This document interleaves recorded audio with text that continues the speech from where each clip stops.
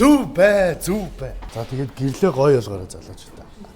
За ланц дас level lens буюу WRGB engine хийсэн байна. Кристалл engine хийсэн байна. За манай ахлын инженер энэ хүү ланц 76 дээр юу зөвлөсөн бэ? Ямар давуу талтай үед гэсэн тайлбарлаад өгч. За энэ бол 22 оны ланц 76.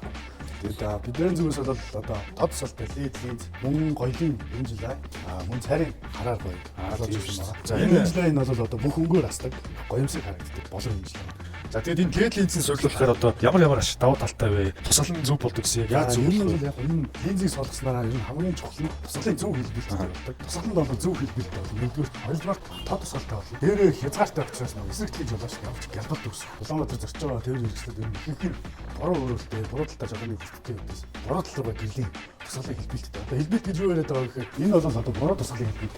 Энэ шиг ингэж босож ирсэн юм. Энэ эсрэг тлын жолоочийн өдрөг яг энэ босож байгаа энэ хэсэг чинь яг энэ дээр нөтчих. Одоо яг манай болгоод байгаа чинь зөв тусгалын хэлбэлт зөвтлөө байна. Ингээд энэ замын ажил батасаа адуу мал орж ирэхээс энэ бол өрчлөө сэргийлж байгаа гэсэн. За одоо энэ дээр яг юм тодорхой харагдчих тийм байна. Энэ дээр бол зурж байгаа машины хэсэг дээр доор тусчих. Замын хажууны хэсэг дээр бол өндөр тусчих. Хоолын тусгал дээр бол илүү гоё лазер дээр тусчих юм тийм. Илүү шулуун тусгалтай, спорт тусгалтай гэсэн.